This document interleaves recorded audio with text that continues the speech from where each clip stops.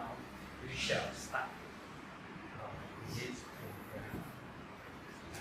We will ask Bhante to administer 5 precepts and 8 precepts.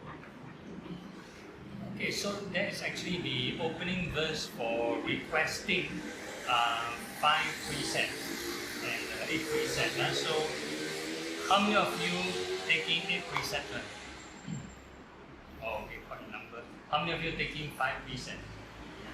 Okay, so that's maybe half.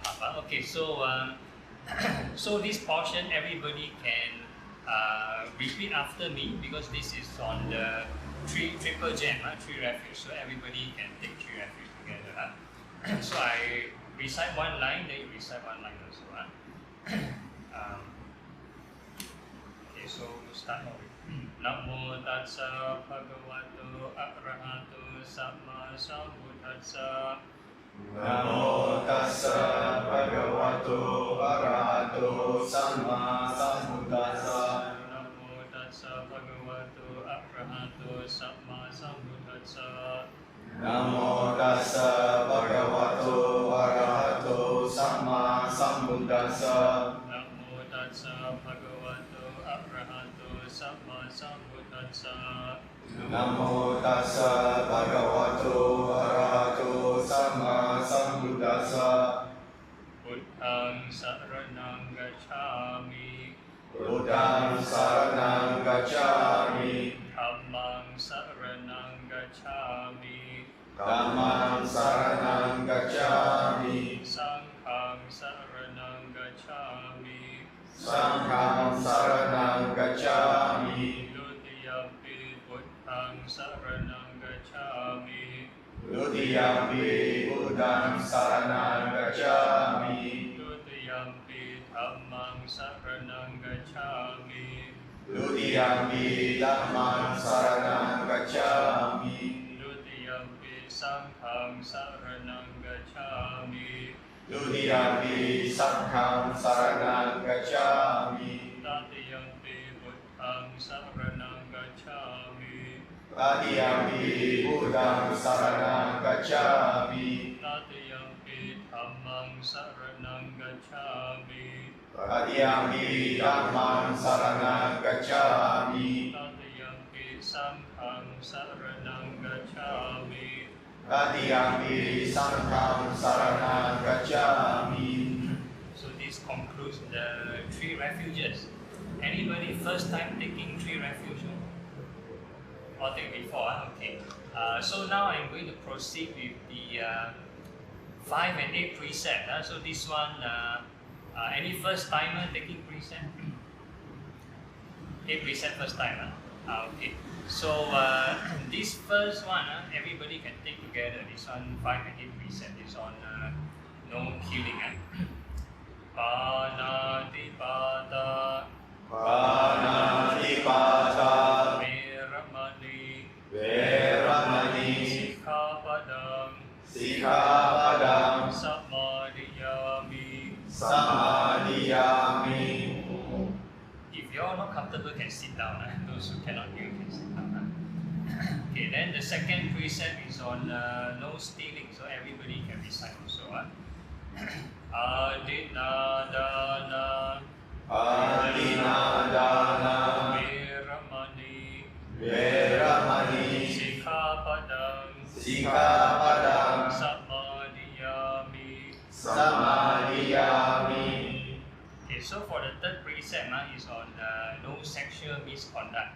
So this one, the 5 precept recite after me first. This one for 5 precept is not to cheat on your partner. That one is be faithful. So this is for the 5 precept. So for 5 precept, recite after me. Kamesu. Michachara. Veramani. Sikhapadam. Samadhiyami. So for the 8 precept version, the third precept become celibacy. That means no sexual activity at all for this however long you want to observe this precept. So it goes like this.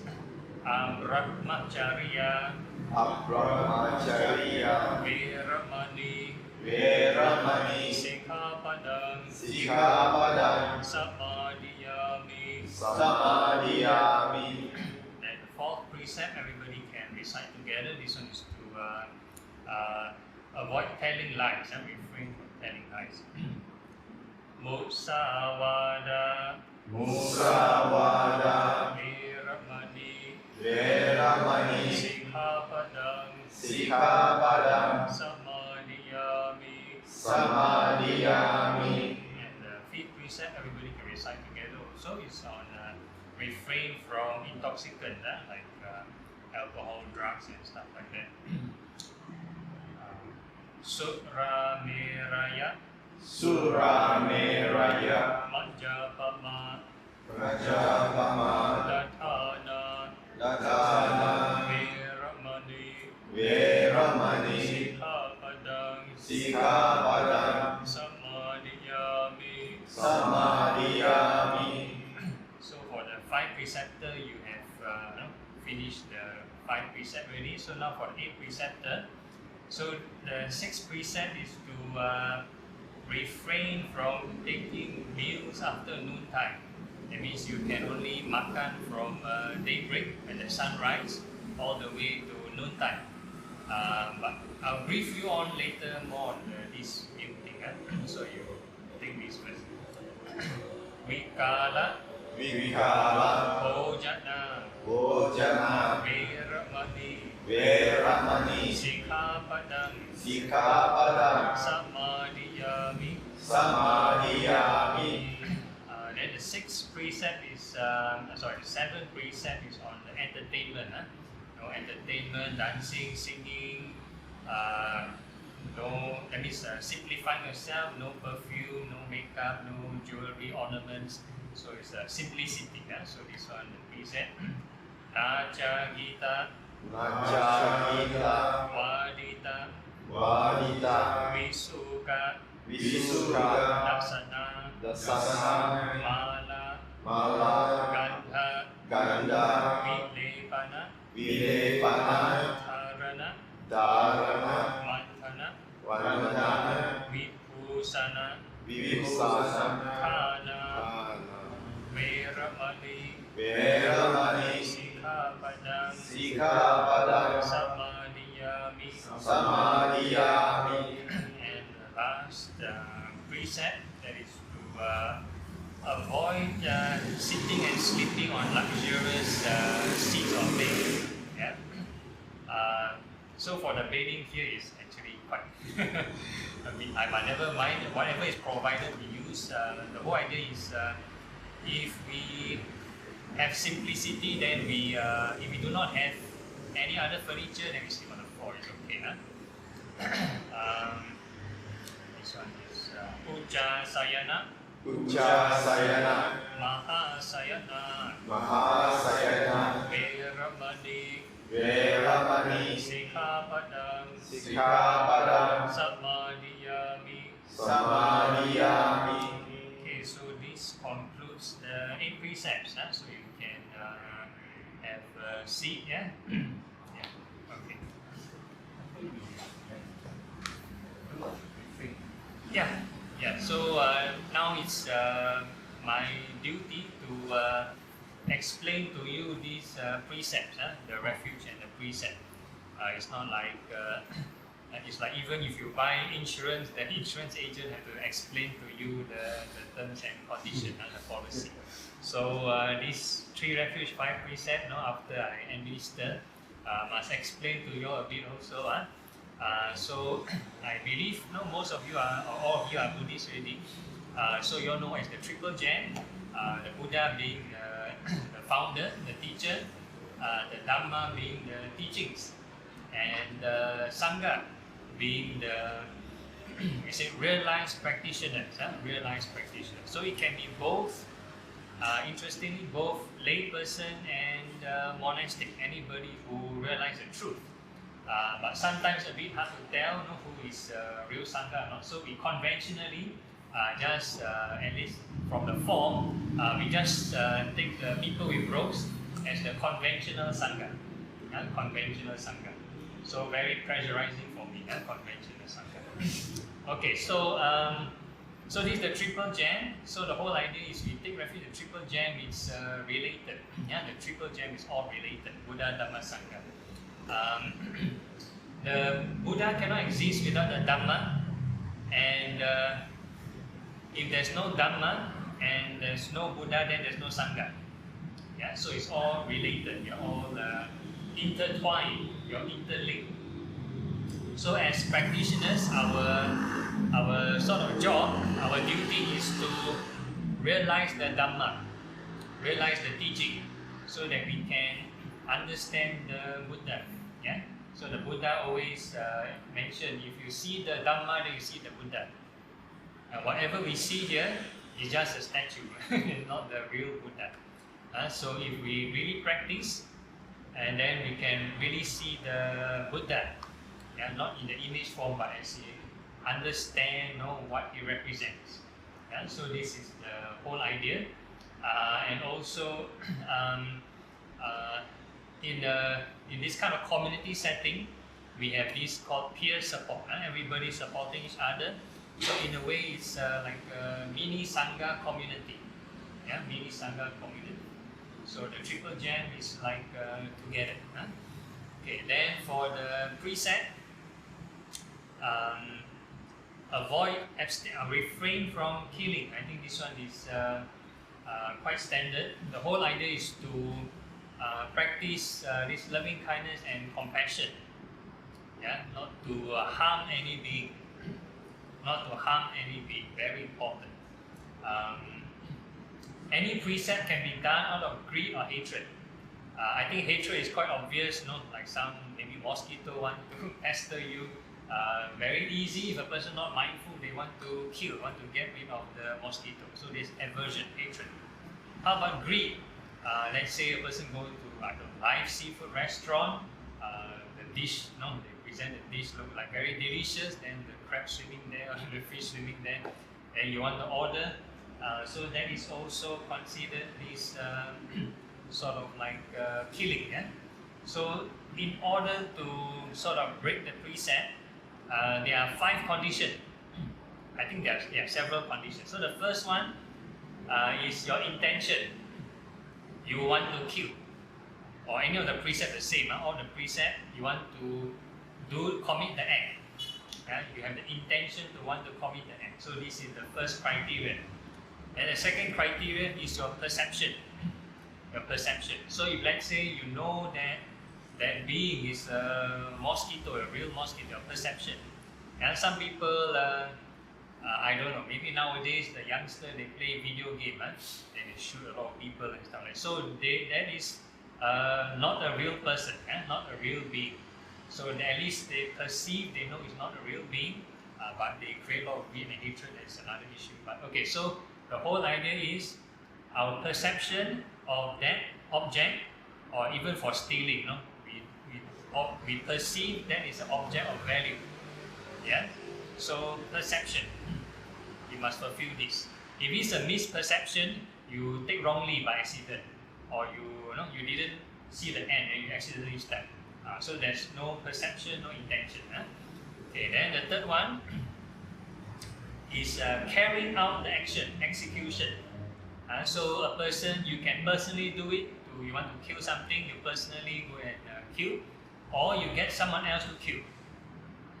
You get someone else to kill. Like the case of the seafood restaurant is you ask the chef to kill for you. Or maybe some other case, I don't know even now, maybe in the ancient days, assassins are very common. They like to hire assassin to kill somebody in the Buddha's time. So getting someone to kill for you is also breaking, sort of breaking the precept. You carry out this action. Then the fourth one, that being must pass away.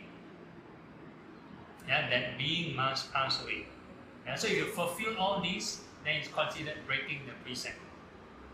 Breaking the precept. So if let's say you didn't fulfill the intention, you did not fulfill whatever, then it's usually it's accidentally. Huh? So when we come for this retreat, we practice this loving kindness, compassion. We are overcoming this greed and hatred. So a person who do not have this intention in the first place, technically they don't break the precept. Yeah? Technically they don't break the precept. So if we cultivate well, every moment we generate thoughts of loving kindness, then it's become a habit really by second nature. Have loving kindness, have no greed, no hatred, then you technically don't break the precept. So very important. So there's a bottom-up approach and there's also a top-down approach. So top-down approach is the meditation part. The bottom-up approach is following the precept.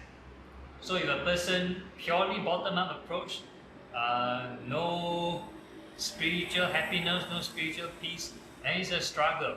They try to, I don't want to steal, I don't want to then it's a struggle. So you need to have like moderation. So that's why the Eightfold Path is all together. Right? The right thought, the right effort, the right action, right speech, all these are intertwined. The Eightfold Path is all together. The Dhamma wheel, like this Dhamma wheel, it's all together. It's not separate. I only want to have the precept, but I don't want to have concentration. No, I want to have concentration, but I don't want to have precept. So it's not like that. It doesn't work like that. It's all together. And so by observing the precept, you're actually practicing mindfulness. Every moment, I want to, if there's unwholesome thought arise that I want to kill or steal, I know, so you're mindful. And then you must put in the right effort to overcome it. So that's meditation really. So it's all related. Okay, so the next one is refrain from killing. Refrain from killing. So same thing, a person can do it out of greed or hatred. So whatever reason, we try not to do it. Stealing there. The third one is this sexual misconduct for the 5 preceptor. This one is for those who are married or engaged. Do not cheat on your partner, and also do not have sexual relation with anybody who is engaged or married. So that's the precept. And for those who are taking a precept, that means no sexual activity at all. No sexual activity. Even if you have, you are honest with your spouse, at least for this duration, for this taking a precept, no sexual activity. So this is the 8th precept. This is to, we call it reduce lust, to channel this energy to spend it on Dhamma investigation, on cultivation. Use the energy to do something, Dhamma. So this is the precept. Then the 4th precept, refrain from telling lies. Refrain from telling lies. So this one is a very loose interpretation. Some people say, okay, I don't tell lies, but I can scold people. So no. So this right speech has 4 aspects. Right speech has 4 aspects. So the first one, aside from do not tell lies, do not have harsh speech, do not idle chatter, do not have divisive speech. These 4 things. So the whole idea is the Dhamma is supposed to lead to truth. I mean, the practicing of the Dhamma should lead to the truth. So Dhamma is truth, right? So what is this truth? This truth is not the theoretical truth. No, I memorize this, then that is the truth. No. Dhamma means you have to internalize. Internalize and experience this inner peace. Right? So if a person scolds somebody, you definitely won't have inner peace. If you idle chatter, you just random speaking, anything under the sun, not relevant, you're not creating peace. Right? So you won't experience this, the truth, the Dhamma by the Buddha. So this Dhamma is this 4 noble truth. And one of them is this cessation of craving. Cessation. So cessation means peaceful state of mind. Peaceful state of mind. So if a person engage in any of the 4 wrong speeches, they're actually straying away from the truth. Yeah? It doesn't lead to this truth, this peace. So very important. So I'm not saying no speaking at all. Speak when necessary. Yeah, speak when necessary. Like if you, let's say, you need to do some work, do some chores, need to pass something to somebody, you need to communicate. You're gonna say, I practice right speech. And you expect somebody to be telepathic to know what you're doing. No, right? So you need to communicate. Yeah? Speak when necessary. So whatever you do, there must be a intention. There is positive intention behind. So that's the whole idea. Huh? Okay. Then the fifth one, refrain from intoxicants, alcohol, any kind of drugs that make you bubble, right? So these are the things that lead you not conducive for meditation, not conducive for a clear mind. And then the sixth one, so this is for the 8th preceptor already. Avoid this meal after noontime. Yeah, so the original precept is because last time, the Buddha's time, whenever the monks want to eat, they need to go for alms round. Yeah, so when they go to a town, then the people give the food, then they come back with the bowl, then they makan. Yeah, so that is the at least the Buddha's time. So if they want to go for second meal time, then they need to go for alms round again, so 2 times. Then so that's the problem. Huh? So if they want to go for dinner, then they have to go out again and come back. So the issue is, last time in India, probably there's no street lamp, no lighting, very dark. Then the monks go for alms round at night for dinner, because dinner is the most luxurious meal compared to the breakfast. So they go out, they stand outside the house, and people think they are robbers. People think they are ghosts and stand outside the house, ghosts or robbers. So a lot of social problems, a lot of social issues. So the Buddha set the rule, said, okay, all the monks now you don't take the meal after noontime. So that was the original rule. Because at that time if a lay person want to stay in the monastery, the monastics, then they have to follow what the monastics do. Yeah? So they also don't makan after noontime. So of course there's also some practical benefits, is that if you take too much, then you get drowsy. Take too much, get drowsy. So you also maybe spend more time eating and spend less time maybe doing something more serious. So we cut down on the meal time. And also maybe, I don't know, maybe there's health benefit also. So some people may want to consider taking lesser, right? So this is for this meal time. So afternoon, actually there's this thing called allowables. So for monastics, these allowables started when the monks really don't eat after noontime, and some of them became like very, very skinny, look very sickly, like as though like want to pingsan like that. Then some people like reported to the Buddha, hey, I think your monk's not feeling well, they do look very sickly. Then the Buddha allowed some medicine, they call medicine. It's not the Western kind of medicine you have now. Of course, you can take those if you are sick. This medicine, according to them, maybe those they classify as Ayurvedic or whatever it is. So they allow certain kind of food which is classified as medicine. So these are the 7 types of energy-giving food. Energy-giving food, energy-giving food like butter, honey, ghee, molasses, sugar. So I think Thai tradition they take cheese and stuff like that. So these are we call energy-giving food. Yeah. So for monastics you can keep for 7 days, but for lay person you can keep as long as you want. No issues.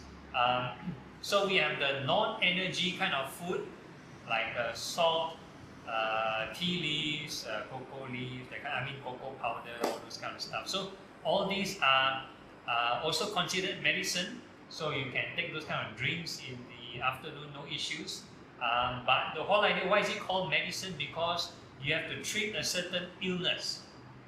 If let's say a person has low sugar level, low sugar count, then we call this hypoglycemia. Not enough sugar, they will faint, then you can take something. Or if you, let's say, you got gastric problem, real medical condition, then you need to take something. Or let's say you need to take medication after noontime, medication, then the medicine say you must take something before you take the medication. If not, you got some problem. So then you can take these allowables. So it's okay to take these allowables. So certain tradition, they have prunes, aloe vera, all these are also considered allowable. So you can take those. So these are called medicine. So if a person do not have any illness, they are not hungry, they just like to visit the kitchen very often, then they see this thing, it's not the stomach hungry, the mouth start to get hungry, the mind start to get hungry, then they start to munch and munch and munch. So instead of medicine, it becomes poison.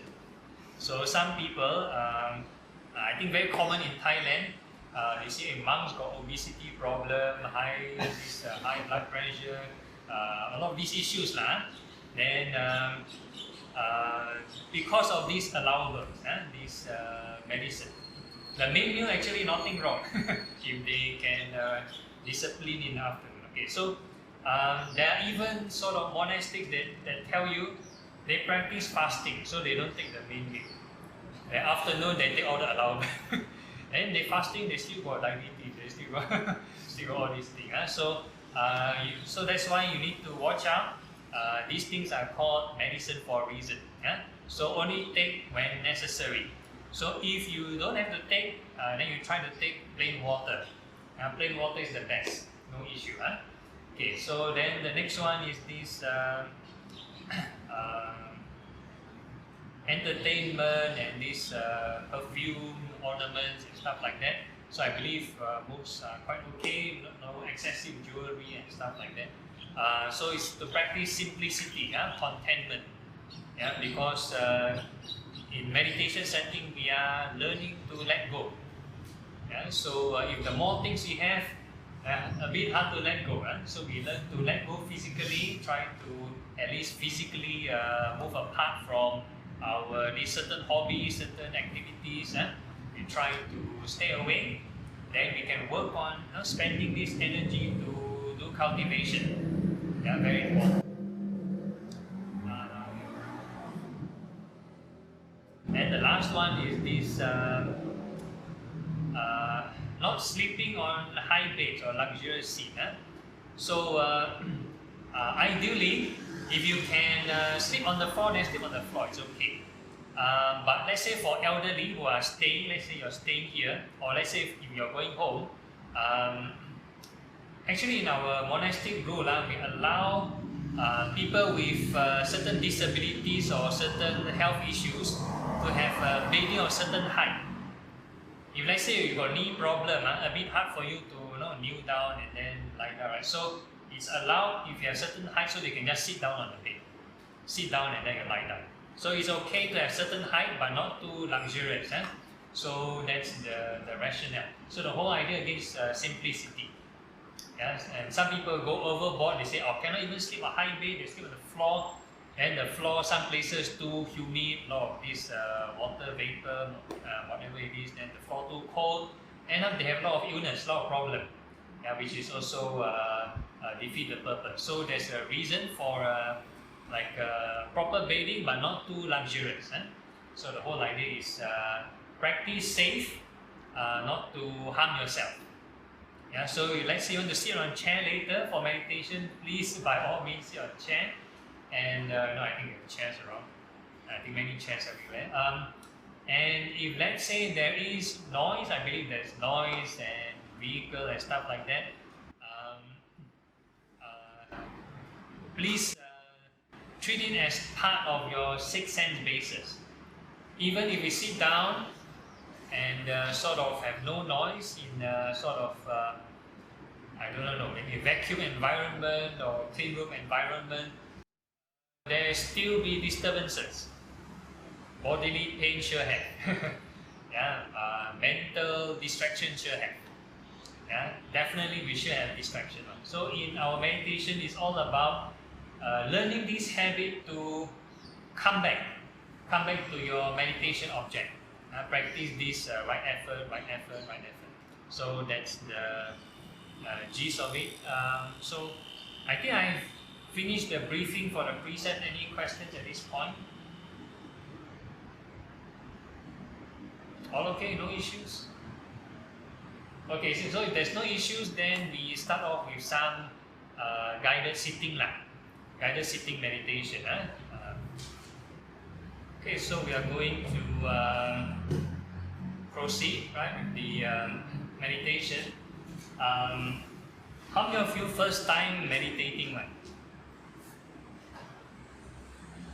First time, okay. Wow, very daring. First time meditate, come for retreat. It's like a person who never trained for running, then they join marathon. So, I think my experience, that time only learned a bit of meditation. I straight away that time was encouraged to join Saleh di Pangkalan retreat. Oh, okay. Okay. Also like jumping. Okay, alright, so I try to, yes. Not consistent. Okay, not consistent. Okay, no worries. Okay, so we start off with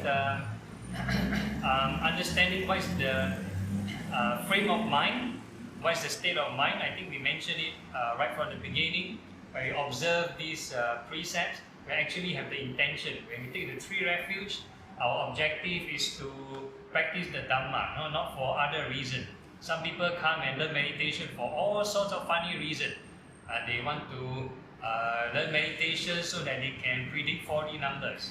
Then they want to see in the future how to strike a lottery, or they want to improve their business, whatever it is. So for all kinds of wrong reasons. So the idea, the whole objective is to find inner peace, overcome suffering.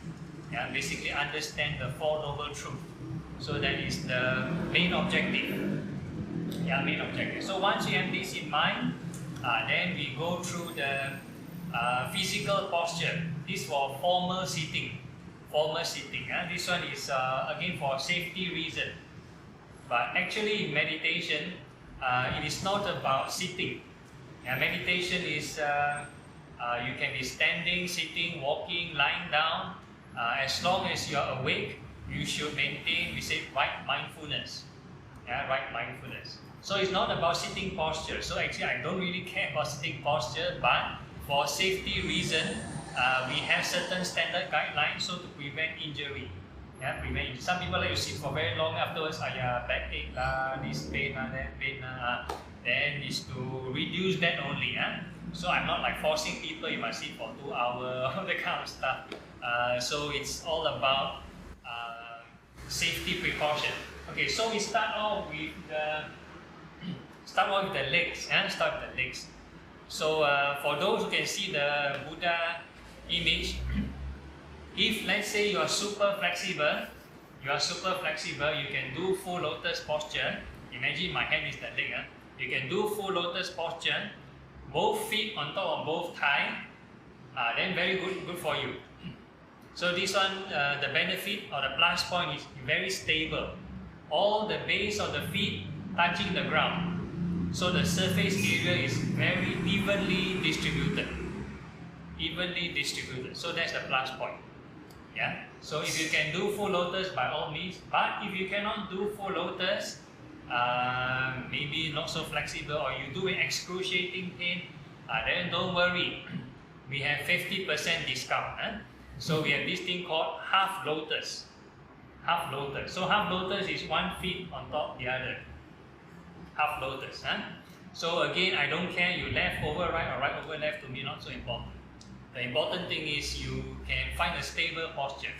Okay, so the disadvantage of this half lotus is you be lopsided.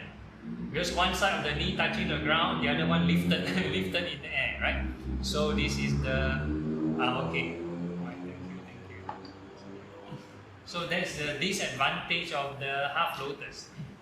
And also to take note, if let's say I sit on the side view, It's just a illustration. When you sit, make sure your torso and your feet is at least 90 degrees apart. If it's an acute angle, then everything cramped. And everything cramped. Then your blood cannot circulate, then you are knotting very tight, and a lot of issues. So at least 90 degree or this obtuse angle, 90 or larger. So when you sit, that's why you have this cushion. So the cushion is to make you elevate the leg and the body, right? Is to have this some separation. So that's the purpose of the cushion. So normally for full lotus, you can sit flat on the ground, no issues. It's like exactly 90 degrees. But if you use other posture, you might need a cushion. You might need this sitting cushion. So for half lotus, you want to use this cushion by all means. You want to raise how high, how low, you adjust yourself. Because everybody's body is different. Everybody's body muscle structure are different. So you adjust yourself. Maybe take this morning to find what's your best cushion. How many layers you want, which cushion you want. You only want this one only, or you want this one only, or you want both, or you experiment yourself. So take this time to explore. Then if you still cannot do half lotus, we have more discount. We call this the Burmese style sitting posture. Maybe some of you are doing it. So I call this the parallel parking. Parallel parking, one leg in front, one leg behind. So there's no crossing. One leg in front, one leg behind. So this one also quite good is that all the feet touching the ground, but because of its position, the body a bit hard to keep upright. So you might need this cushion again. So one in front, one behind.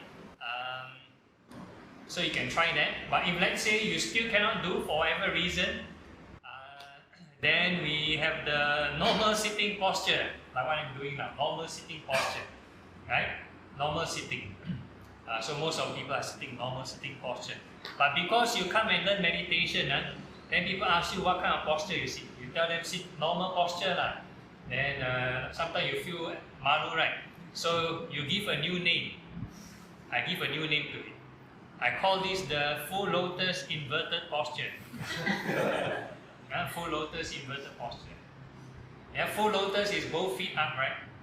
Inverted is both feet down. So this full lotus inverted posture. So this one is last resort. You cannot. The full lotus inverted posture. Whatever posture that you find stability, that is good for you. But if you still cannot sit on the ground, then we have chair. Sit on chair is okay, no issues. So like our Zoom sessions, I'll sit on chair in front of the computer, no issues. So but if you sit on chair, if let's say you do not have any back problem, please do not lean on the chair. You lean on the backrest. If too comfortable, 90% you fall asleep. So try not to lean on the backrest. If you can sit outside the bed near the edge of the seat, then it's very good. Keep your back upright. But if you have back problem, you want to lean, by all means, no problem. Okay, so that's for the leg part. Then now we go to the body, the torso. So now we are going to, let's say, look at the lower spine. If you can, let's say, tilt your lower spine forward a bit, maybe half a degree or however you want, until you can like naturally keep the rest of the body upright. We call this adjusting this your center of gravity, so that you will naturally be upright. You don't need to have a lot of muscle, core muscle, 6-pack or 8-pack or how many pack to keep your body upright. You just tilt in front of it, naturally upright. You don't have to force, don't have to use a lot of muscle. So you just tilt a bit. Okay, so this is for lower spine. And for your shoulder, we try to have your arms somewhere close. You can put on your lap, doesn't matter. The whole idea is, not this side. There are some Buddha statue, the Buddha put like that. I want to touch the ground. Then a lot of people to follow, I want to touch the ground. End up you strain your shoulder. So we try not to strain the shoulder. Find your hand position that is comfortable for your shoulder. Yeah, not too slouching, not too whatever, right? So it's comfortable for your shoulder. Then for your hand, don't have to be too particular. There are some people look at magazine, then they do like that. And do a lot of funny posture. So you find the one that's comfortable for you, that you don't have to care so much about the posture. Some people insist must like this, the thumb must touch each other. But sometimes you relax, then never touch already, you relax, never touch already. Then you too stuck up with the posture, hey, I never touched them already. Then when your mind's so concentrated, then you forget again, then you come back again. Then you end up distracted. So you find a position that you can both up the body on. So that's the whole idea. Okay, then after this, then we talk about neck posture. Neck posture, if possible, we try to tuck in the chin a bit, so they can lengthen or pull your spine. Tuck in the chin a bit, so you can pull the spine. Not too much until you suffocate yourself. A bit only. Yeah. Then for your mouth. For the mouth, just a suggestion for the tongue. If you want, you can put a burr behind your upper palate. That means above your upper row of teeth. This is for people who have a lot of saliva. So the tongue acts as a dam to block off the saliva. You know, some people they meditate halfway, then they choke, then they start coughing. So for those who want to prevent choking on the saliva, then you have the tongue raise up and touching behind your upper row of teeth. So this is some of the recommendation. So basically for the eyes, you can choose to close or half close your eyes. Half close your eyes. So the half closing one, again, is more like a monastic rule. Half closing. So if you gaze downwards, you look at the Buddha image, you see the Buddha gaze downward. You never see the Buddha like this. Or Buddha like this. So it's not shopping. So this one is gaze downward, is to, we say, prevent distraction. Yeah, so you can sort of focus the mind more, bring your mindfulness to the fore. That means bring your mindfulness in front of you. So that's the whole idea. Yeah. So same with walking meditation. For those walking meditation also, eyes in front.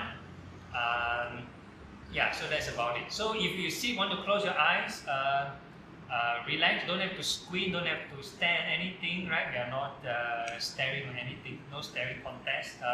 So just relax. So I just demo walking meditation.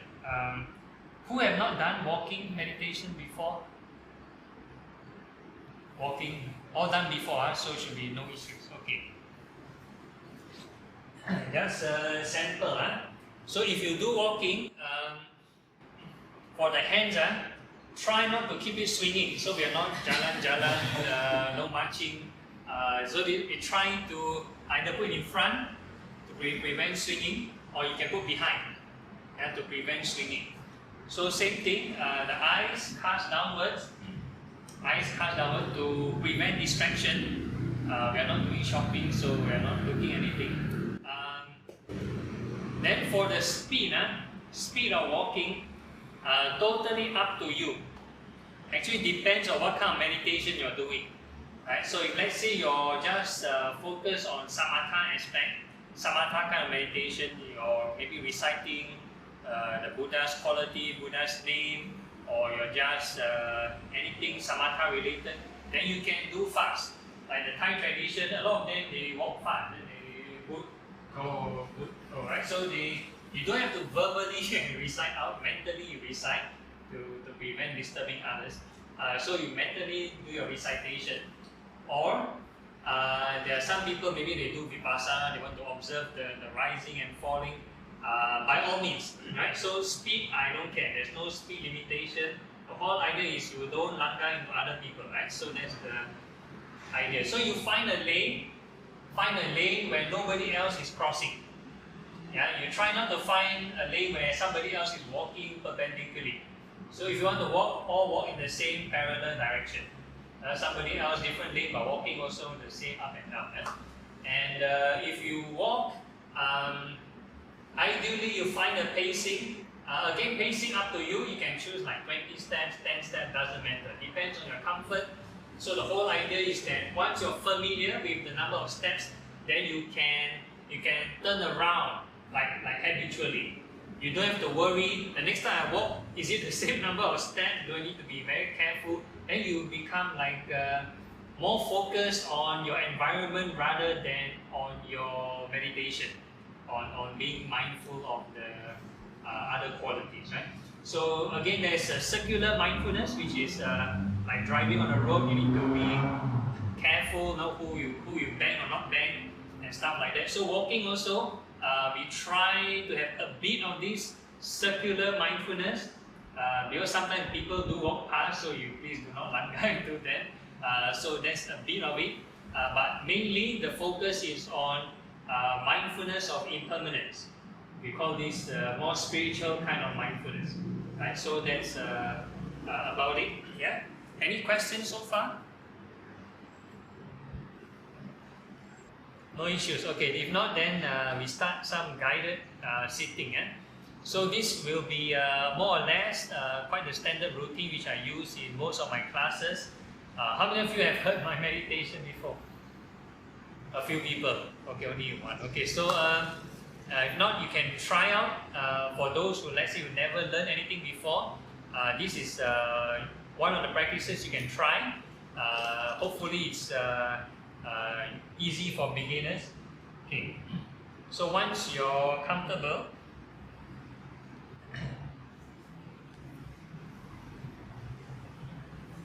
okay, then you can.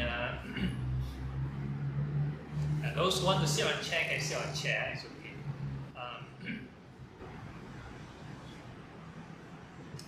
Okay, make sure the back's upright, rest in the body, relax.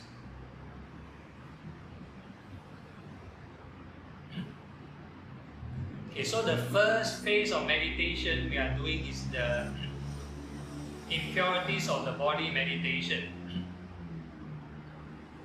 So this one is to learn to detach ourselves from the body. So we are going to do a bit of visualization or a bit of imagination.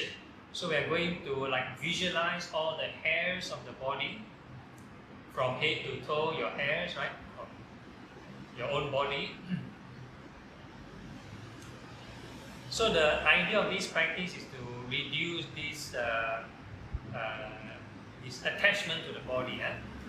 So by imagining the hairs itself, there is no Dhamma value. Either you have pleasant or unpleasant feelings towards the hairs.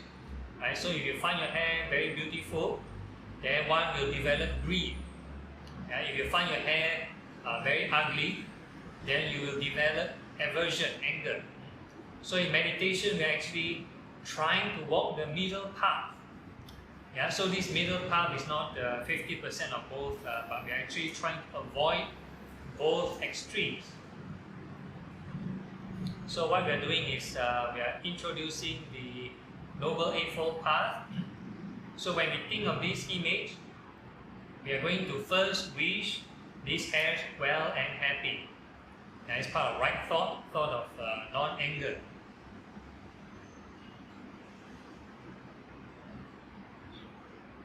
And it's not just wishing one time only. Every time you generate a new image, you think of a new patch of hair, then you need to repeat the wish again, wishing well and happy. New image again, wishing well and happy.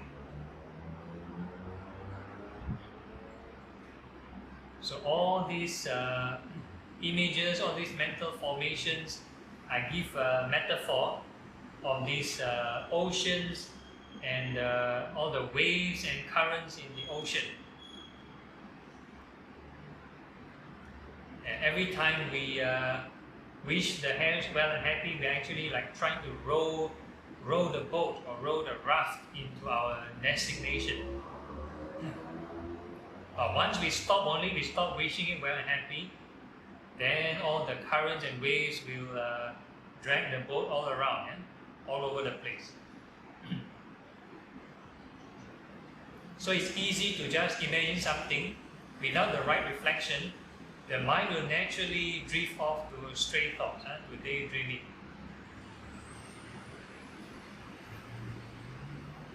So to prevent getting sucked into dramas and movies of the mind, we come back to this right thought. And the repetition of this wishing the hairs well and happy is called right effort.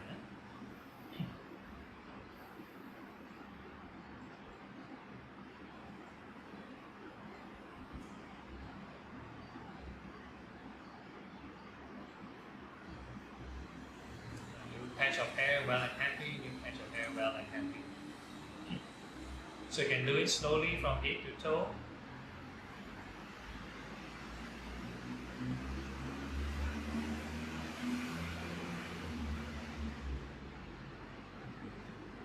The more you generate right thoughts, you can also observe your state of mind.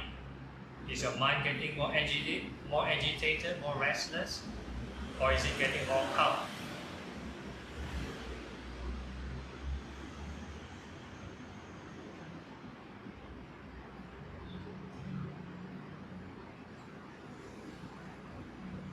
So by generating right thought, we are actually doing this skillful technique of calming the mind. There is another way of calming the mind, which is falling asleep. So we are not doing that.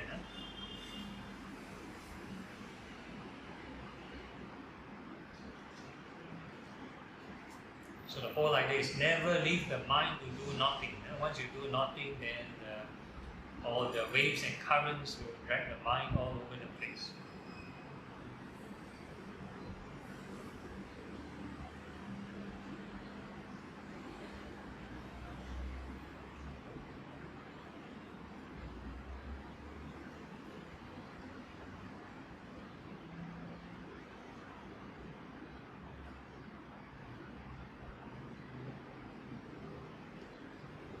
And if you find your mind relatively calm, calmer than before, then we can introduce the other right thought, thought of non-greed, which is we are thinking impermanence and using impermanence.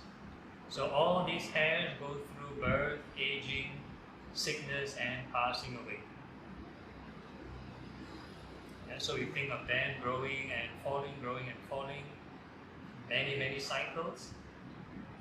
Don't have to over dramatize, don't have to think of what shampoo you're using, what kind of conditioner. Just hairs growing and falling.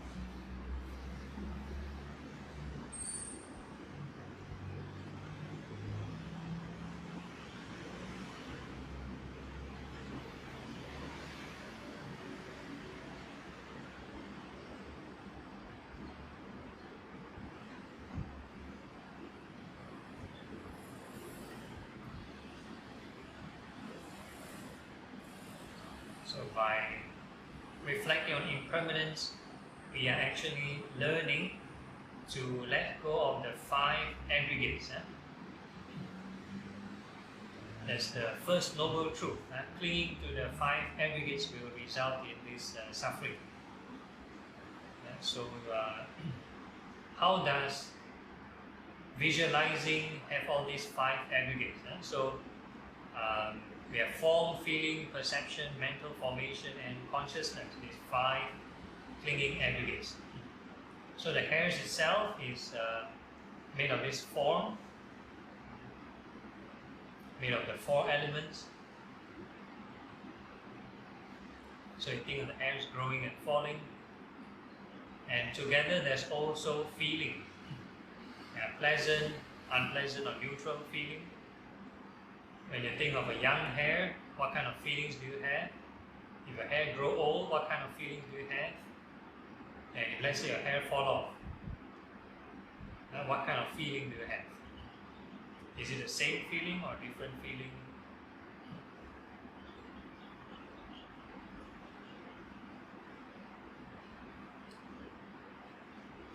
third aggregate is called perception. Perception is basically all the memories you use to try to cognize or make sense of these images.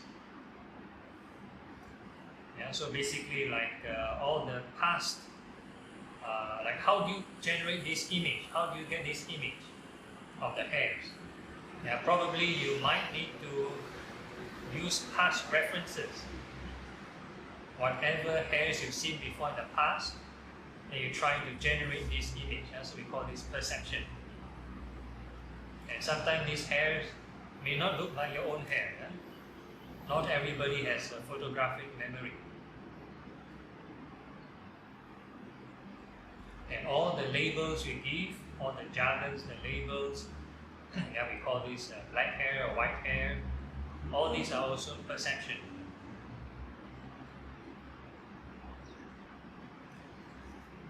And mental formations, every time you generate a new image, then it's a mental formation.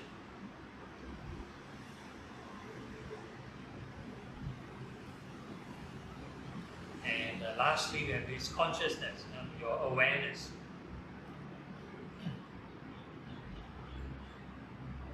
When you're aware of the image, we are using the mind door consciousness. Because now your eyes are closed, we are not using our eye consciousness. If you are hearing my voice, then you're using your ear consciousness. So when we are thinking of the hairs growing and falling, in between two images, now what happened to this consciousness? Is it always remaining the same place? Is it changing? Is it running around? Is it the same intensity?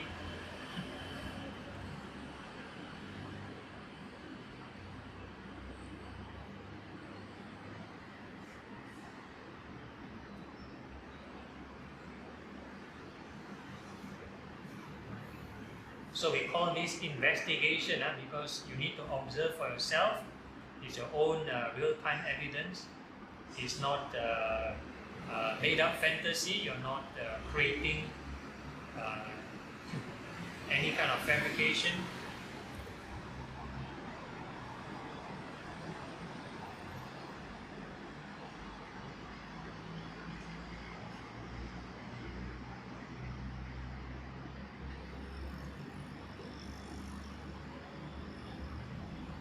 So your attention moves to the sound outside, the vehicles moving. That's also using the 5 aggregates.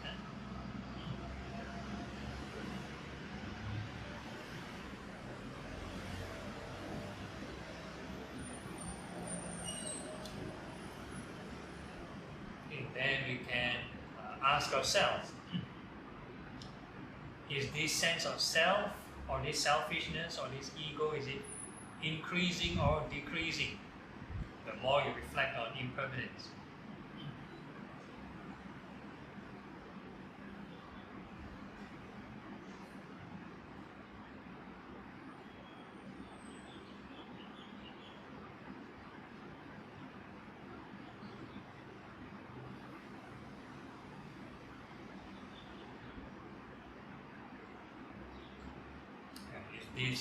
Are these hairs truly self? Or is this sense of self, this feeling of self, really real?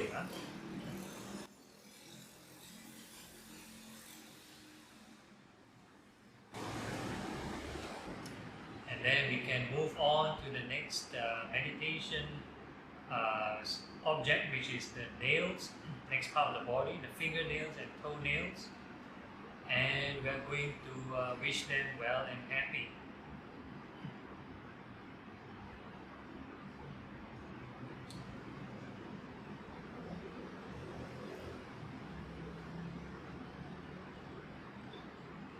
So this is the samatha aspect of the impurities of body meditation.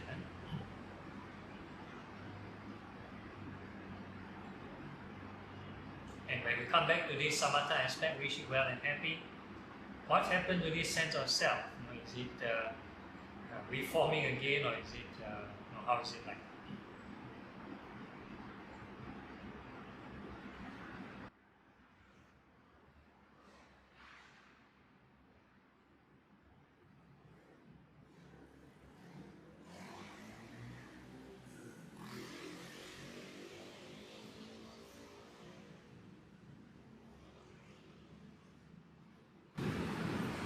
And all these nails are subject to birth, aging, sickness, and passing away. So you think of the nails growing and falling many, many cycles.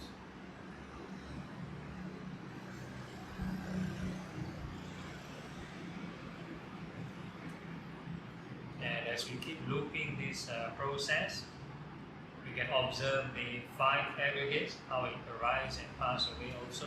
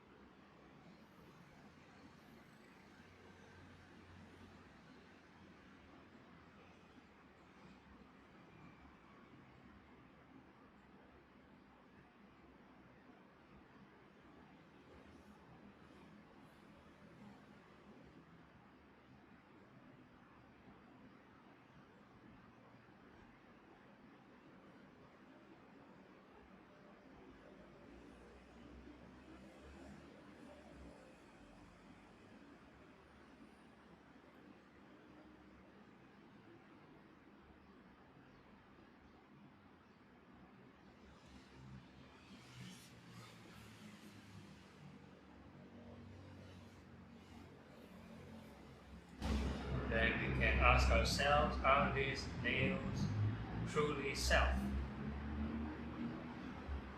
Can we tell the nails not to go through this birth and death? If it is truly self or totally self, you should have total control. Tell the nails not to grow long, not to fall, not to get dirty.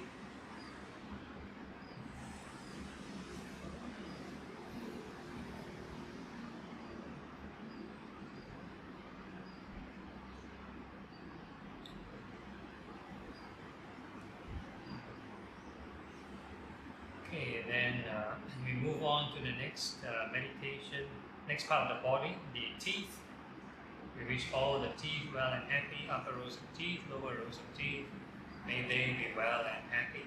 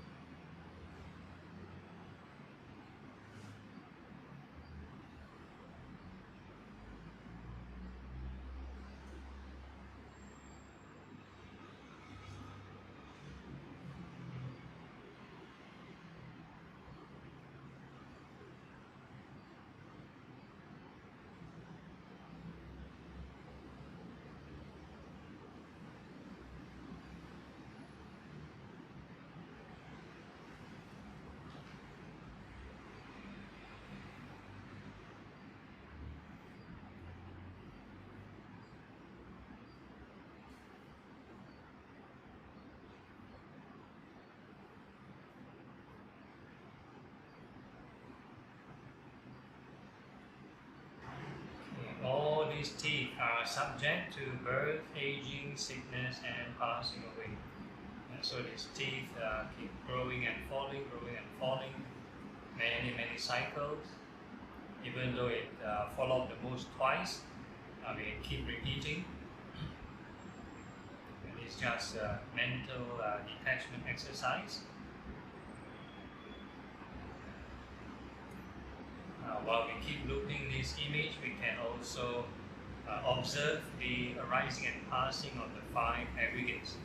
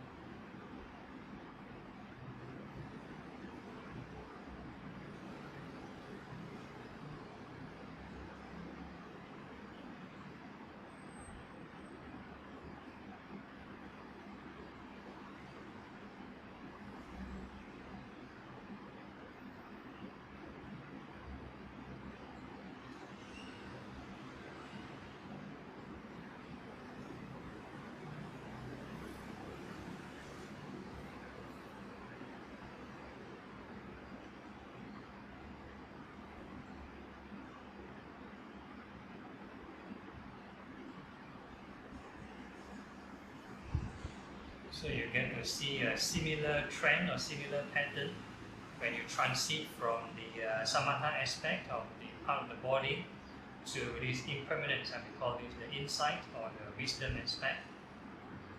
Where there's detachment, what kind of phenomena take place.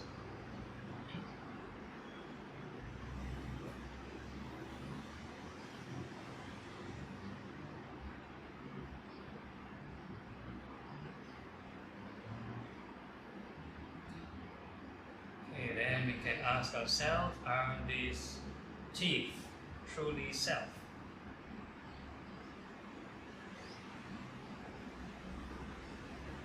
Can we tell the teeth not to go through this birth and death?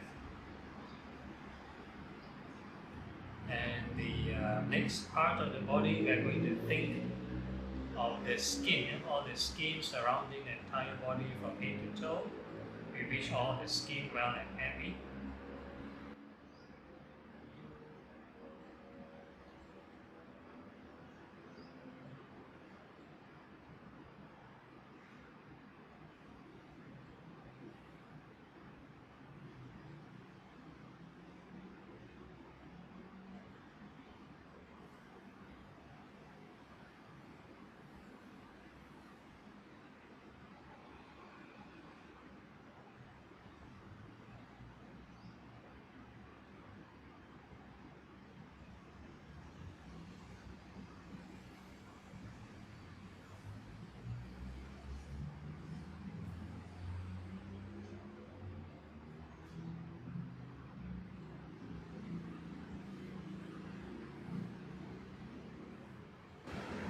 And all these skin are subject to birth, aging, sickness, and passing away.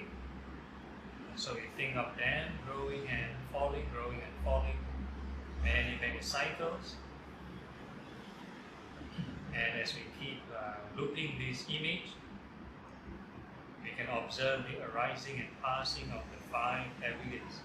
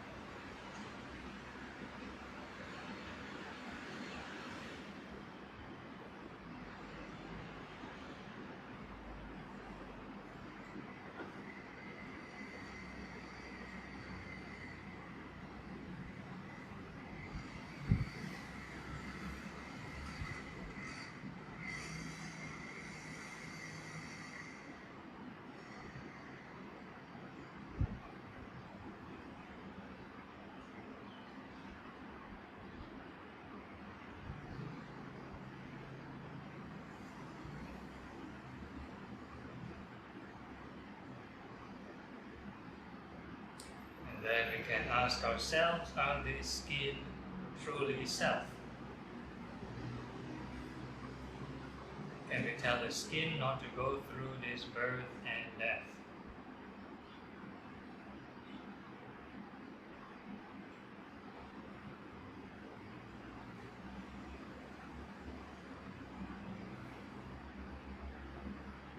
Then we move on to another type of meditation. So now we call this the preparing for the 4 sublime states of meditation. And we start off with some grounding. We familiarize ourselves with the 4 elements. So for this particular routine, there's no need to visualize. So from now onwards, no need to imagine anything. We use real-time evidence. Whatever sensation appear in the body, we just wish them well and happy. So these 4 element sensations are the earth, fire, wind and water. Earth represents any hard or soft sensations. Fire is hot and cold and the temperature. Wind element represents any kind of movement, fast or slow movements. And water element, moist or dry. So there is no need to purposely create those sensations. We let them appear naturally by themselves. Whatever that arise, whatever you may detect, then you make peace with them, wish them well and happy.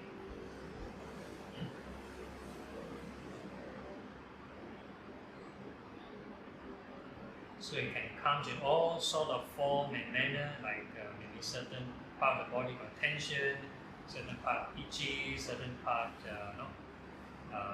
tight. Yeah, so all these are the 4 elements at play also.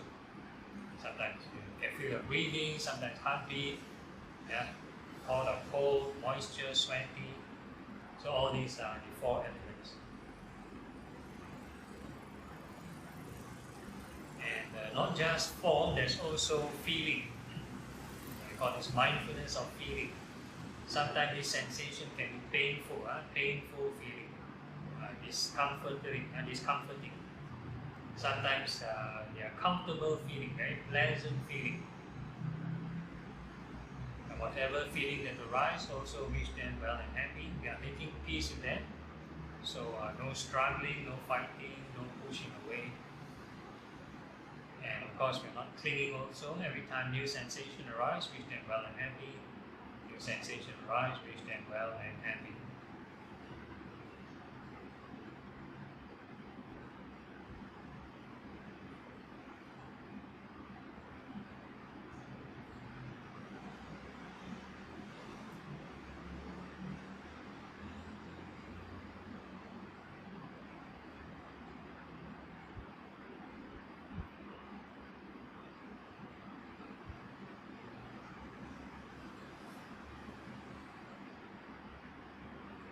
So we are learning to make peace with whatever the universe throw at us. All these sensations, we have no control of it.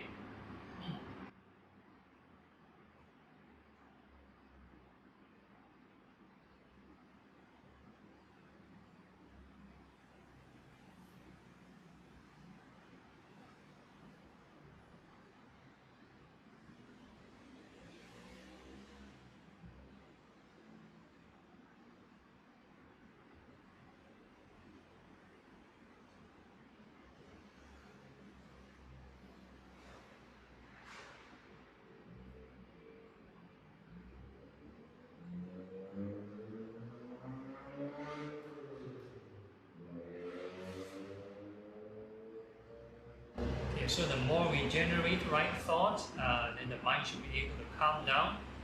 So this, we call this the restricted form of loving kindness, still within the confines of the body. So we take note of the state of mind, what's the emotion.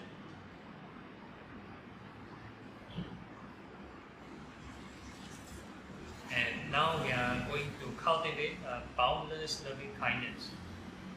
So now we are going to wish all beings in all directions well and happy, above, below and all across. No need to push the mind, let it expand naturally by itself. You just make a gentle wish. May all beings in all directions well and happy. And most importantly is don't visualize. Because once you visualize, there's a high chance there will be certain past emotional baggage to certain individuals. So we try not to contaminate this loving kindness. We try to keep it a boundless, non-discriminative approach, universal goodwill. So we are going to treat all beings as the 5 aggregates, 4 elements and the 5 aggregates. So whatever sensation we can detect, we wish all beings well and happy. So it doesn't matter these sensations can be inside the body or outside the body, near or far. Now whatever sensation arises, we wish all beings well and happy. So please do not use any past connotation of loving kindness. Only have this feeling towards my friend or to my family members. We try not to use that. We try to extend this to a universal loving kindness, all beings.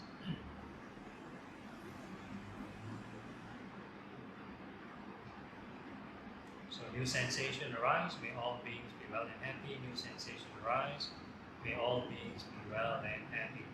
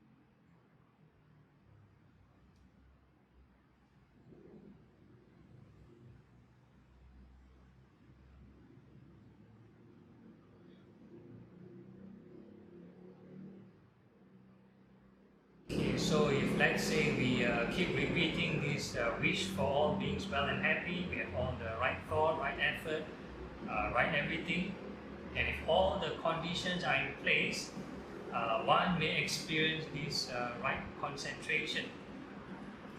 So usually by wishing all beings well and happy, one may experience the first level of concentration, which is denoted by this emotion of joy and happiness. So if there's an increment of joy and happiness compared to the restricted form of loving kindness, then that would indicate the mind is around that state of mind, the first level of concentration. And regardless of what you experience, keep on rowing the boat, keep on wishing all beings well and happy. Once you stop only, that means you'll be dragged away by the currents.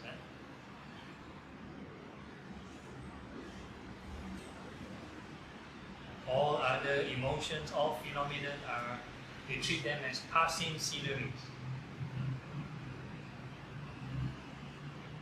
Emphasis is on carrying on the journey, keep rowing the boat, keep wishing all beings well and happy.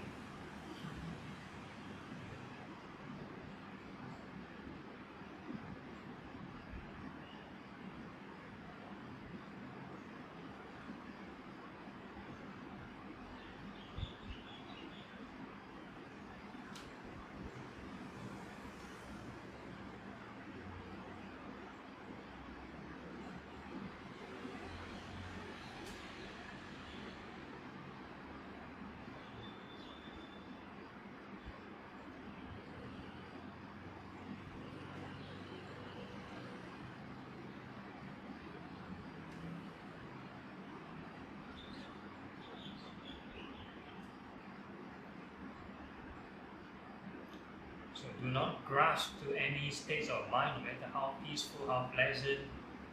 Any time you stop there only, that means it is we langgar into the scenery. So we do not langgar into there. We carry on the middle path. We take note it's there. Keep on wishing all beings well and happy.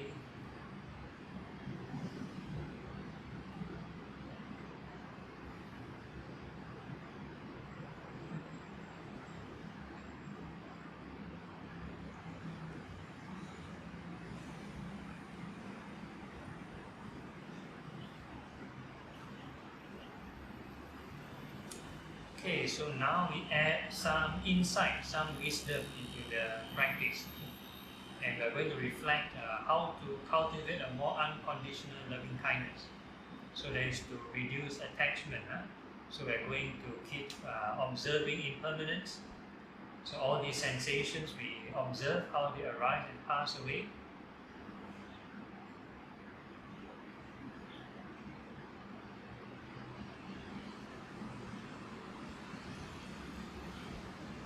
So we need to do two things. First is your own observation, your real-time evidence. And secondly, we can mentally sub-vocalize, keep on repeating impermanence or any word or phrase relating to impermanence. You can use rising and falling, anicca, change, whatever to your liking. So that is to convert the observation to wisdom.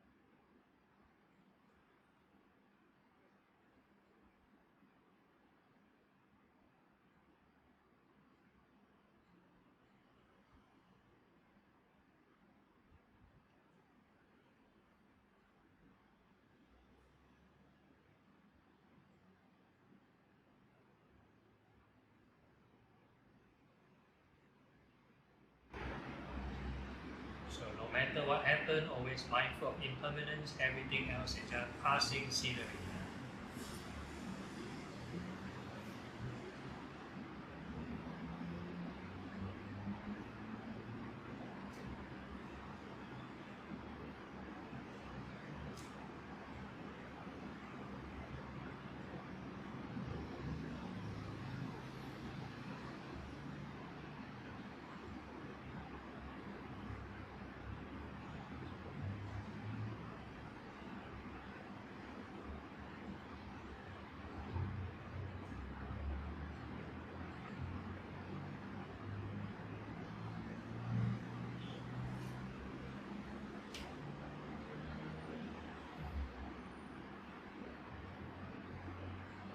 Okay, so for some of you, if let's say the joy and happiness start to disappear, that's very normal. And if let's say you experience, let's say, a neutral but refreshing or alert kind of sensation, we call this equanimity.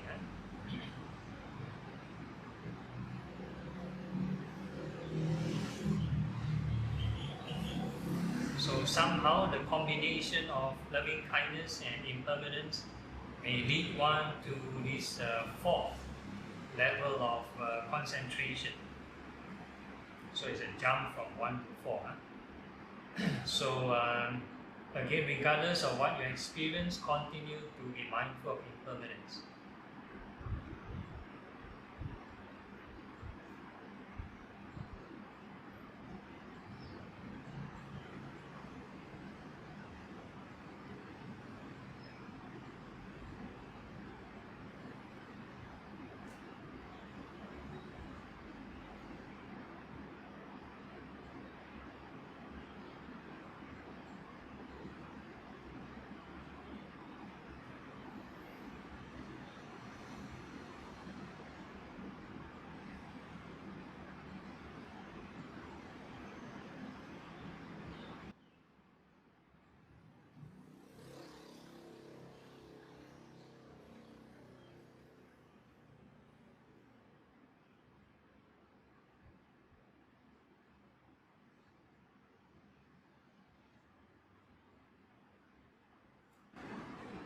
Okay, then next we move on to the second sublime stage, which is compassion.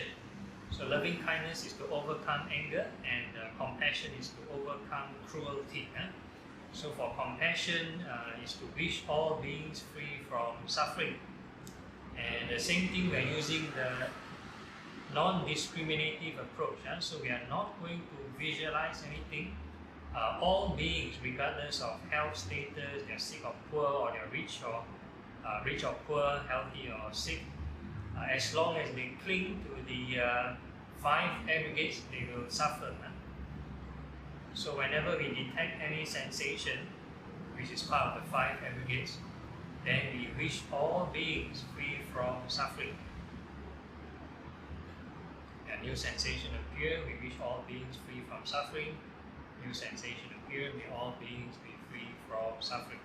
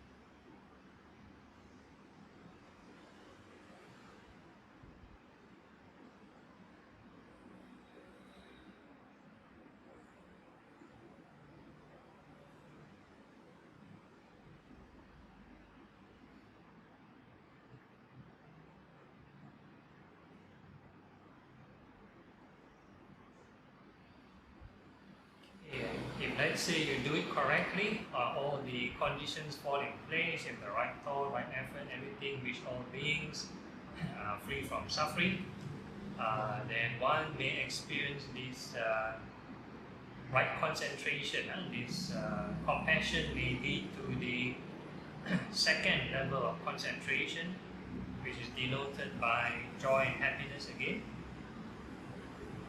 So if your compassion can feel joyful, that means that's a concentrative kind of compassion.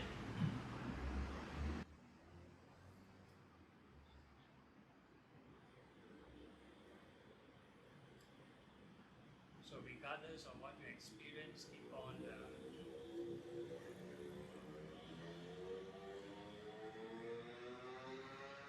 keep wishing all beings free from suffering.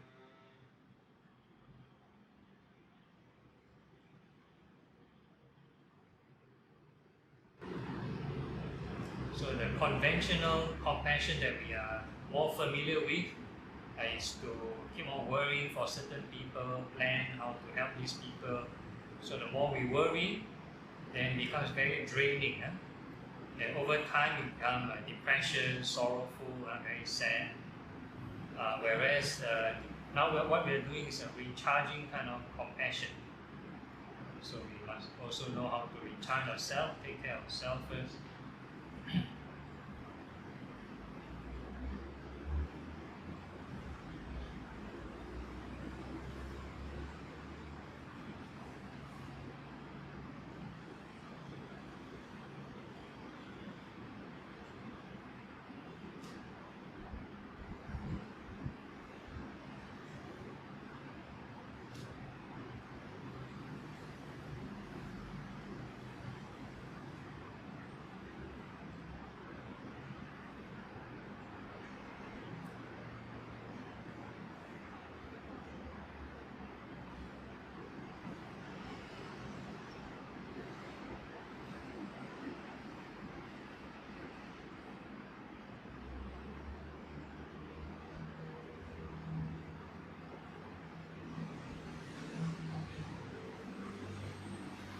So try not to visualize or get into any story, because once we get stuck in the story, it's actually going into another samsara, clinging on to the five aggregates and then pull us into another story.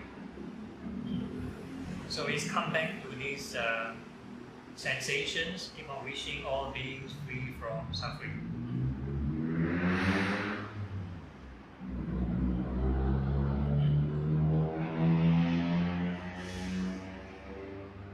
Sometimes before we even help people, we get sucked into the story that we ourselves suffer.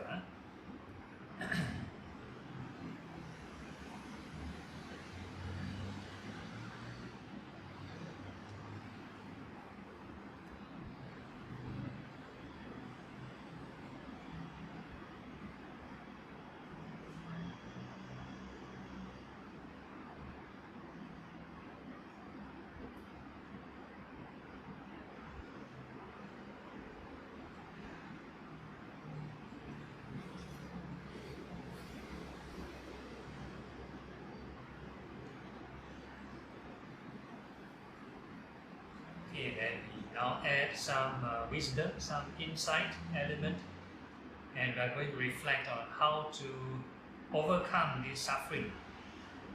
That is to not cling to the five aggregates. So we're using impermanence again to reduce this clinging.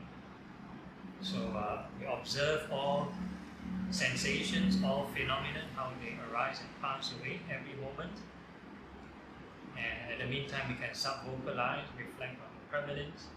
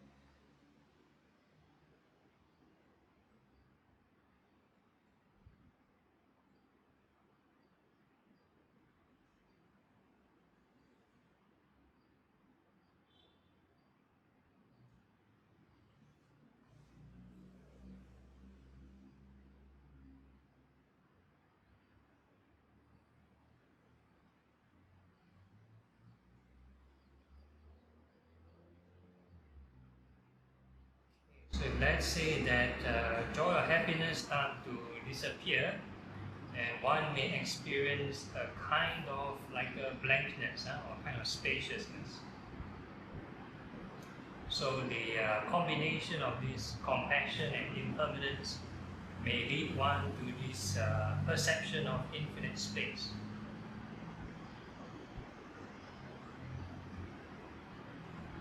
So regardless of what you experience, keep on reflecting on impermanence and do not get lost in space.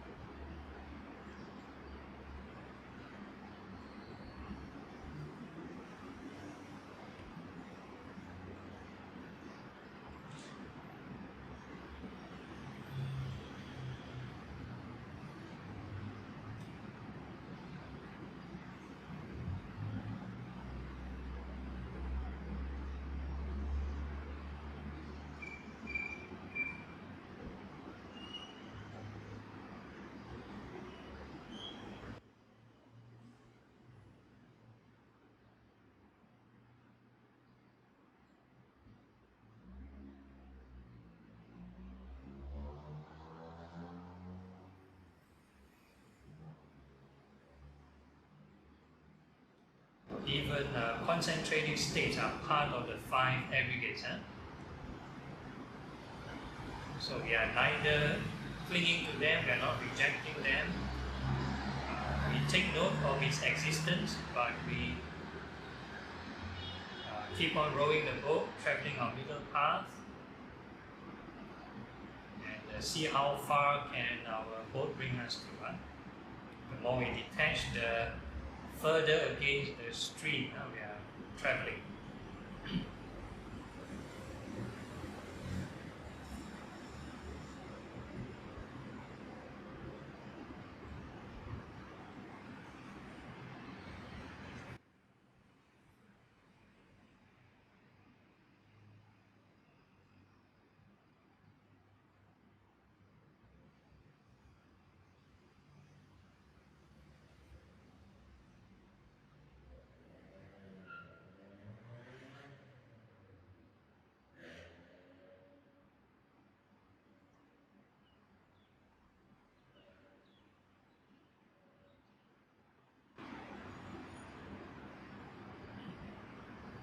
So the stream here refers to desire and craving. It flows in one direction.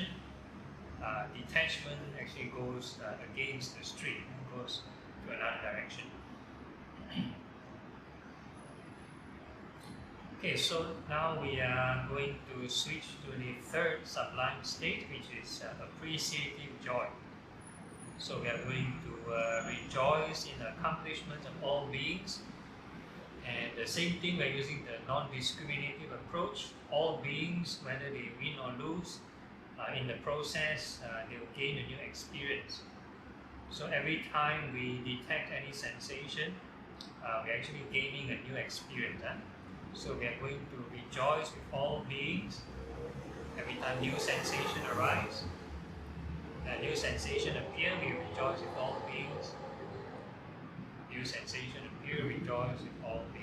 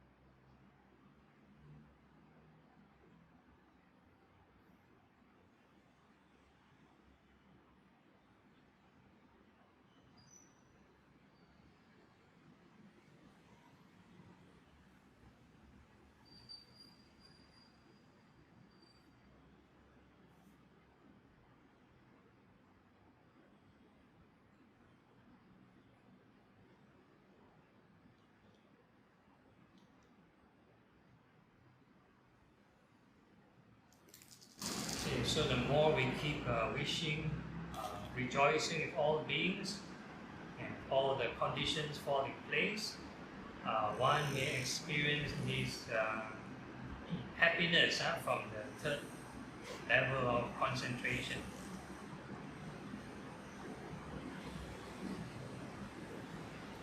And regardless of what you experience, that is also, you can rejoice with all beings.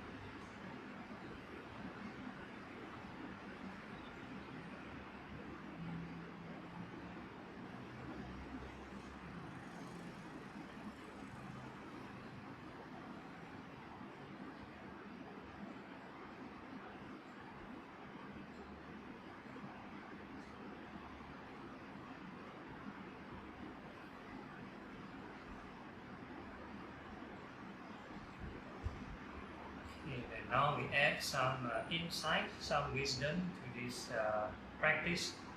And we're going to reflect that all beings will eventually be separated from what they have gained.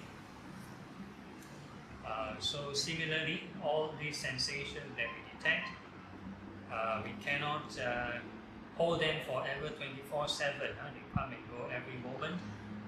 So we're going to keep observing impermanence, and subvocally can reflect on impermanence.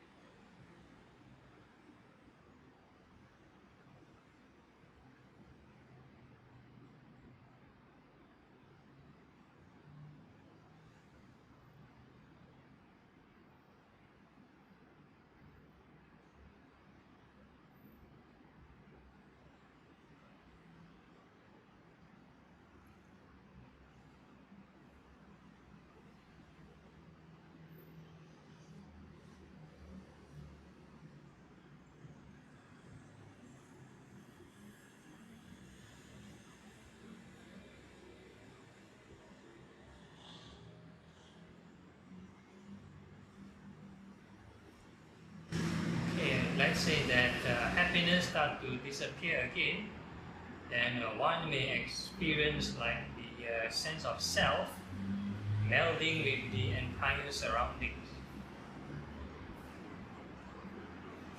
So we give this name called this, perception of infinite consciousness. So regardless of what you experience, continue to keep reflecting on impermanence.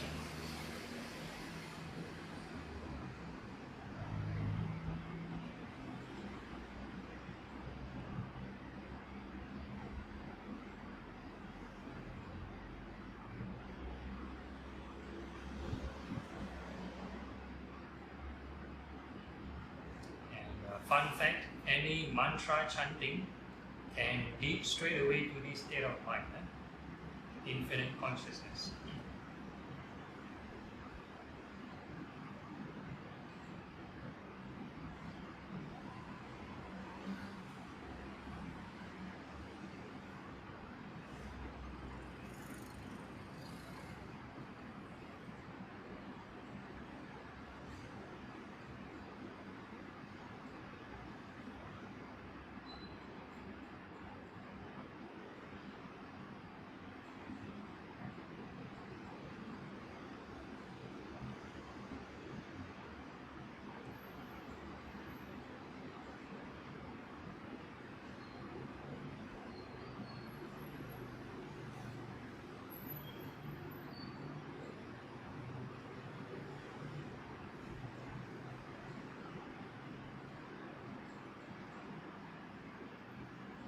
Then we move to the last sublime state, which is this equanimity. So for equanimity, we use the subject of karma. All beings, we reap what we sow. So for this exercise, we don't have to speculate or guess what we've done in the past. We just observe every moment here and now. If any pleasant feeling arises, that's due to good karma's ripening.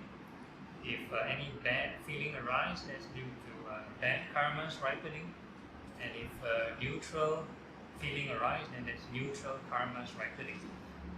So in short, all experiences are conditioned by karma.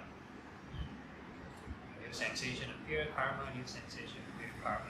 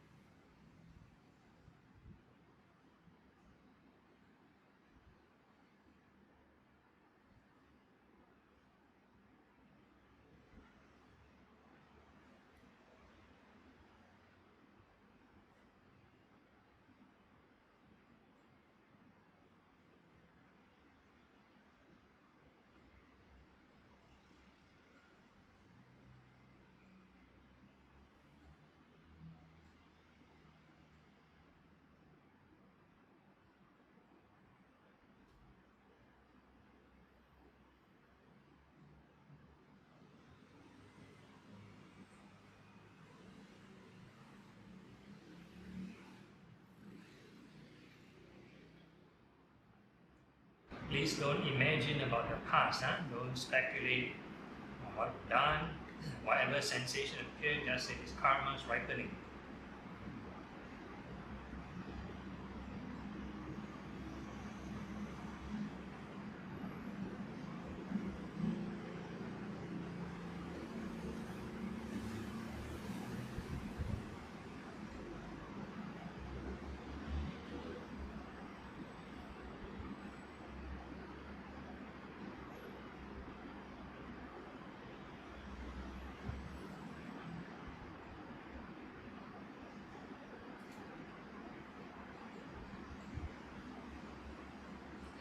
Okay, let's say all the conditions fall in place, then one may experience this equanimity again from the fourth level, neutral but refreshing kind of experience. So regardless of what you experience, keep on reflecting on karma. Even concentrative states are classified as karma. Yeah? It's heavy positive karma.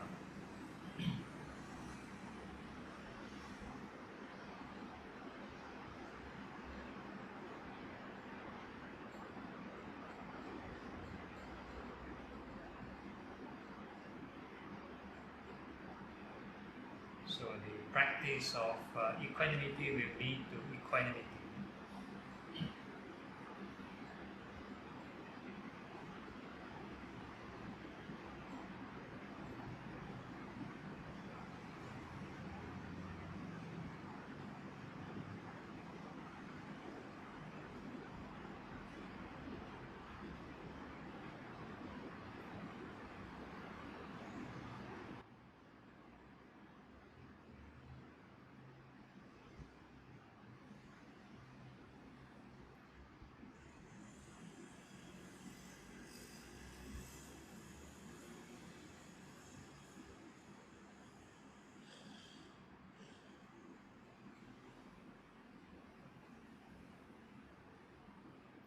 Then we add some insight, some wisdom. We're going to reflect on how to overcome these karmas.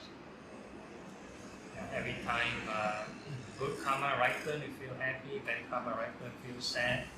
So always this mood swing problem, right? So to transcend karma, we have to reflect on the impermanence of all feelings. Pleasant, unpleasant, neutral feeling, how they arise and pass away every moment.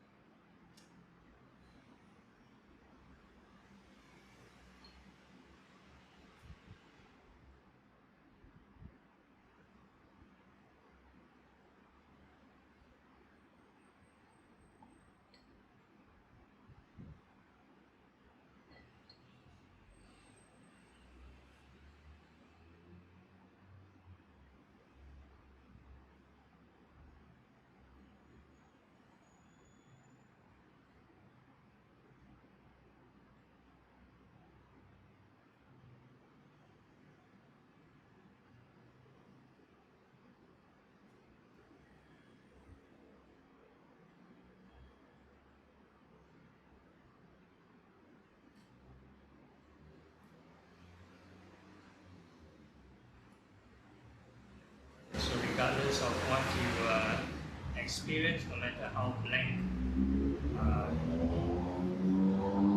how quiet, how blank one may perceive, continue to keep reflecting on karma, reflect on impermanence of all feelings. And if it's too quiet, you may extend the investigation to the is 5 aggregates. So the karma is actually part of mental formation, 4th aggregate. So sometimes people translate mental formations as karmic formations.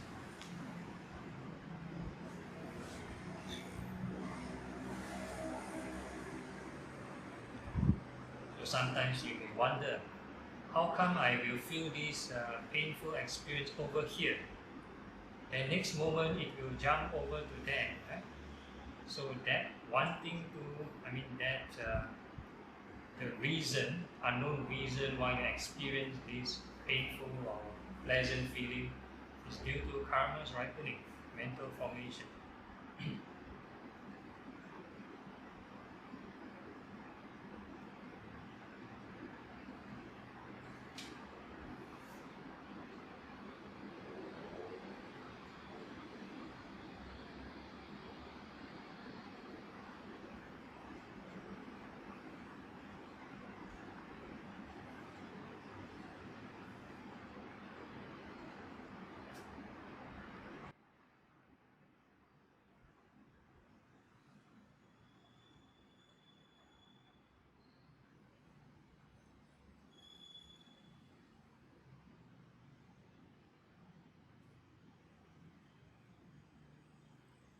Okay, so before we conclude the session, same reminder from the Karaniya Metta Sutta, as long as we maintain these boundless sublime states in all activities, standing, sitting, walking or lying down, then this is the noblest living.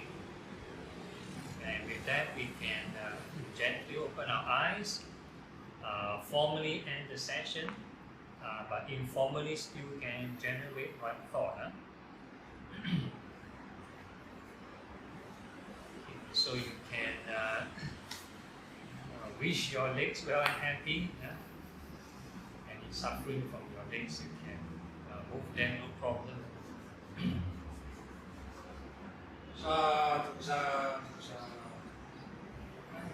Any questions or issues? Anyone? Yes.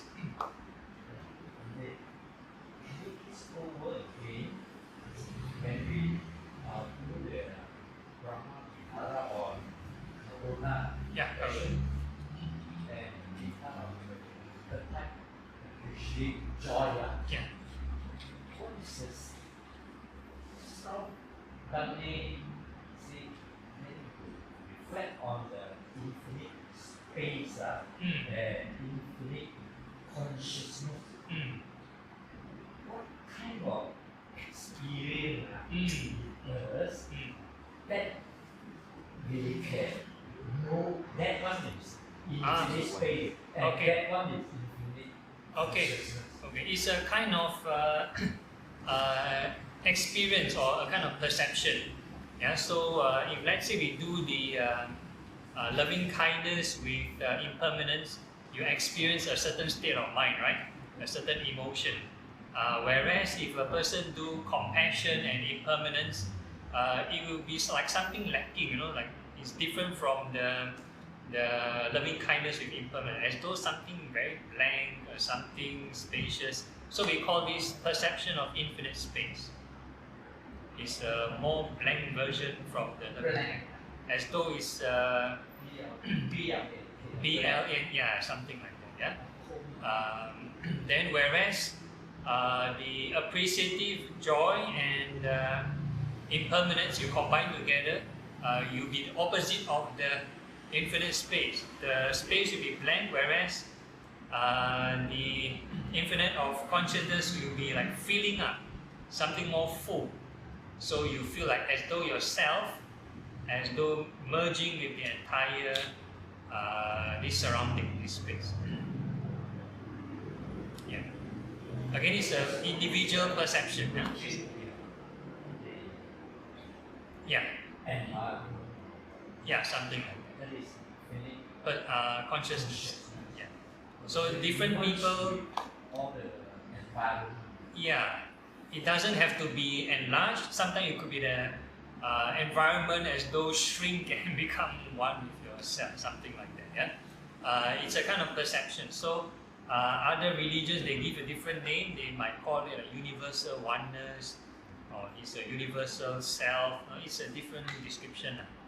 Yeah, but more or less the kind of state of mind. Okay. So if you don't experience it, never mind. no pressure. Yeah, this one is if you have, don't have, you just carry on. Carry on the right thought. Yeah, all these we call considered bonus. Passing, we call it landmark, signpost. Passing landmark. If you pass by that landmark, at least you know you're on the right track. If you don't have, never mind. Continue the right thought. Yeah? If we don't carry, I can also tell myself, I cannot ask this guy. Yeah, this is not yours. You cannot control it. Yeah. And all I need is carry on the journey. Okay, all right. Yes. And then, just now you said when your perception can jump from first level of perception to fourth level. Yeah. Then the fourth level comes down again. Second, yeah. Second and third. Yeah. Depending on the object of perception. Yeah, so this is actually based on this Mettang Sutta, METTAN. There's an N behind the metta. So you search the sutta. So the Buddha mentioned if a person do this loving kindness, wishing all beings were happy, one can enter the first level of concentration. So it's a sutta where the ascetics from another religion, they can do it also. Other religion, they also wish all beings were happy, they also can enter this first level of concentration. So the Buddha added his special ingredient. He said if a person from there, they investigate these 7 factors of enlightenment, that means they investigate impermanence and whatever, then one can develop into this 4th level of concentration. So from 1 to 4. So compassion, the same thing. If a person wish all beings free from suffering, they can straight away go to this 2nd level of concentration. But Compassion is more honest. No, not yet. Initially, without insight, straight with the 2nd form concentration, still have the joy and happiness. But if you add the insight element to this compassion, you jump to the 5th, which is the formless, this infinite space. Yeah, with insight. So it's a combination of both samatha and vipassana together. Also for this one, yeah. So for the appreciative joy, the same. The 3rd level of concentration, just samatha alone. And if you add the insight element, you jump to the 6th level of concentration. So that and both samatha and vipassana together. And for equanimity, you go to the 4th level. You reflect on the karma, 4th level. And if you add insight, you jump to the 7th. This perception of nothingness. You don't have to be very order. It's like that. Somehow it's like that. You come from 1 to 4, 2 to 5. Yeah. So if you want a more systematic order, you want to go like 1, 2, 3, 4, 5, 6, 7. Usually that's the breath meditation. Breath meditation. Yeah? So every meditation object has its pros and cons. So the breath meditation will be more technical, a bit drier, a bit maybe harder to enter. Whereas this one seems maybe easier, but sometimes a bit confusing. Yeah. So 1 to 4. Yeah, correct. Yeah. So you want to specialize one sublime state also can. You don't have to do all 4. Yeah, you can just do one by one first. So this is much more easier than the black. Yeah, somehow it's easier. Yeah, correct. So one of the benefit of loving kindness, you can enter concentration easily. So that's the benefit. So today's homework or your retreat challenge is to maintain this meditation object or whatever sublime state you want to specialize in the whole day. Standing, walking meditation, you also do it. You can do the samatha phase only, or you can do the vipassana phase together. So you can, up to you. Yeah. Okay. Yeah. We can unit on jhana and the four types of brahmana, like doing the metta. Yeah. We are supposed to experience first level jhana, Yeah. enjoy it. Yeah. Then during the second karuna, we are supposed to experience second level concentration, Yeah. concentration. Yeah. Then which one we are supposed to experience infinite space? Is it the acoustic joy? Infinite space is the compassion part. Compassion part. After you had the vipassana Compassion part. with impermanence. Yeah. Then infinite consciousness. Appreciative joy. On that Yeah. then Appreciative. the important is the fourth one. Yeah. Doing the Alright. Yeah.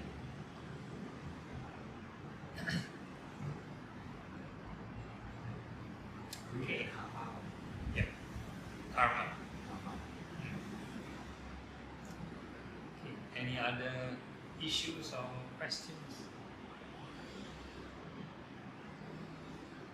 What time is the lunch time? 11:30. Okay, 11:30. Yeah, so we still have some time. Wow, so far. You can sit for very long, actually. Yeah. There's some people say I cannot sit for long, but you go to cinema theater, I can sit for 2 hours. Yeah, no problem. So the whole idea is you need to have the appropriate attention, right reflection. Then you have something engaged, something to do. Right? Okay, no issues. If not, then we end off the session. Yeah, so bow to the Buddha.